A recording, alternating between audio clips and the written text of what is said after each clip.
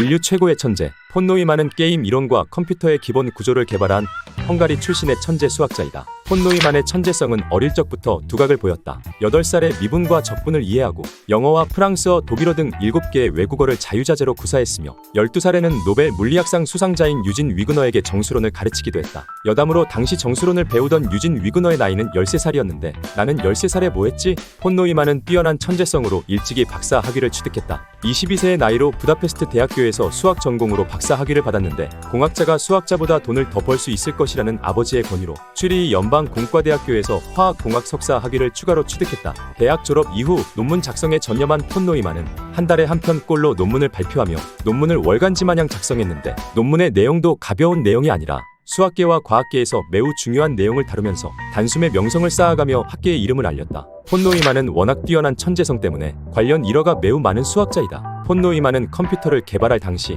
컴퓨터의 성능을 테스트하기 위해 컴퓨터와 직접 계산 대결을 하기도 했다. 1000의 자리가 7인 최초의 2의 n제곱을 찾는 계산 대결을 했는데 컴퓨터를 상대로 답을 먼저 찾아내면서 컴퓨터보다 빠른 연산 능력을 보이기도 했다. 취리 대학교에 다닐 적에는 교수가 아직 증명되지 않은 정리를 소개한 적이 있는데 폰 노이만이 5분 후 가만히 손을 들더니 칠판에 나와 증명을 써내리며 교수가 두려워하는 학생이 되기도 했다. 폰 노이만은 수학적 재능 외에도 다방면에서 천재적인 모습을 보였다. 미군이 ICBM 미사일을 개발할 당시 해당 프로젝트가 실현 가능한 것인지 확인하기 위해 개발 자료를 몽땅 들고는 폰 노이만을 방문해 프로젝트가 가능한 것인지 자문을 구한 적이 있는데 수천 장에 달하는 워낙 방대한 양의 자료를 가지고 폰 노이만을 방문했기 때문에 미군 개발자들은 며칠 후에 다시 방문하면 될지 물어봤다. 하지만 폰 노이만은 1시간만 기다리라고 말한 뒤 진짜로 1시간 뒤에 모든 자료를 이해하고 완벽하게 설명을 해준 일화가 전해진다. 폰 노이만은 스스로가 천재임을 알고 있는 듯한 모습을 보이기도 했다. 집에서 파티를 할 당시 전화번호부를 통째로 외우는 묘기를 보이기도 했으며 파티 참여자들에게 이름, 주소, 전화번호를 물어보고는 집에 갈 때 문 앞에서 한 명씩 인사하며 정보를 읊는 퍼포먼스를 보이기도 했다.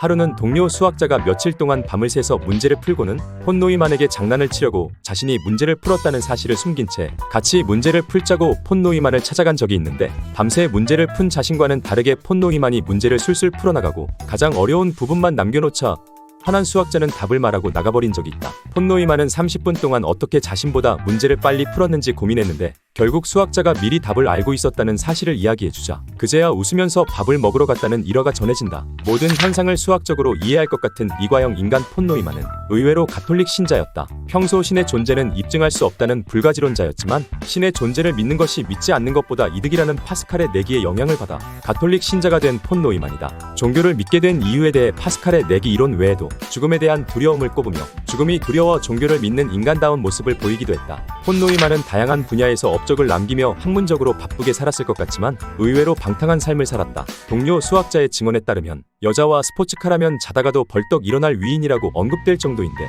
특히 스포츠카에 관심이 많아 직접 페라리를 구입해 드라이브를 즐기기도 했다. 하지만 폰 노이만의 운전 실력은 형편없었는데 가로수에 차를 들이받고는 길가의 나무들이 일정한 속도로 자신의 옆을 지나가고 있었는데 갑자기 나무가 내 앞에 나타났다며 경찰에게 허무맹랑한 소리를 늘어놓은 적이 있다. 폰 노이만의 방탕한 생활 패턴에 대해서 함께 연구를 진행한 과학자 존 브로노프스키는 비판적인 언행을 보이기도 했는데 폰 노이만이 연구에 힘을 쏟았다면 인류 문명이 수십 년은 앞서갔을 것이라며 신은 왜 폰 노이만 같은 게으름뱅이에게 재능을 주었느냐며 한탄하기도 했다. 폰 노이만은 경제적으로 풍요로운 삶을 살았다. 유대인 은행가 가문에서 태어나 집안 자체가 유복했는데 폰 노이만이라는 이름 자체가 귀족을 나타내는 명칭이다. 폰 노이만에서 폰은 귀족 자귀를 수여받은 사람에게 붙는 것인데 폰 노이만의 아버지가 귀족 자귀를 수여받아 귀족으로서의 삶을 살아간 폰 노이만이다. 가문의 풍요로움과 별개로 폰 노이만은 개인의 능력으로 금전적으로 여유로운 삶을 살았는데 워낙 뛰어난 천재성을 지닌 탓에 CIA와 미군 등 여러 굴지의 집단에서 스카우트 제의를 받으며 매우 부유한 삶을 산 폰 노이만이다.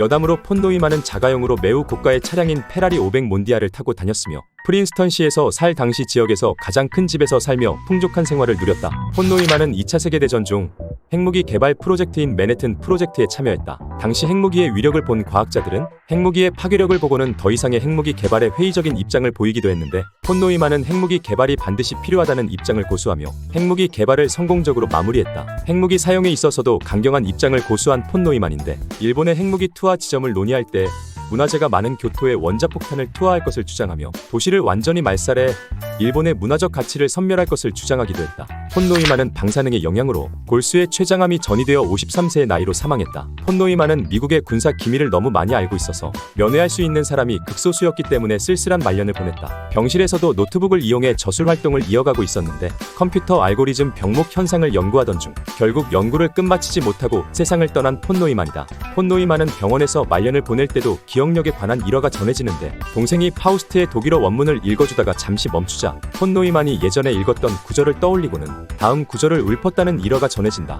여담으로 폰노이만은 말년에 당신은 과연 현대 수학을 얼마나 이해하고 있느냐는 질문을 받은 적이 있는데 평소 어떤 질문이든 빠르게 답을 주던 폰노이만의 모습과는 다르게 매우 신중하게 고민을 하다 28%라고 대답하며 수학이라는 학문의 100%가 어느 정도인지 윤곽을 파악하고 있는 모습을 보였는데 말년까지 명실상부한 천재의 모습을 보인 폰노이만이다. 인류 최고의 천재 폰노이만? 그가 조금만 더 연구에 매진하고 오래 살았더라면 인류는 지금보다 더 풍요로운 삶을 살지 않았을까 하는 아쉬움이 남는 인물이다. 지금까지 대한민국 인물사전이었습니다. 채널을 구독하시면 더 많은 영상을 시청하실 수 있습니다. 오늘도 시청해주셔서 감사합니다.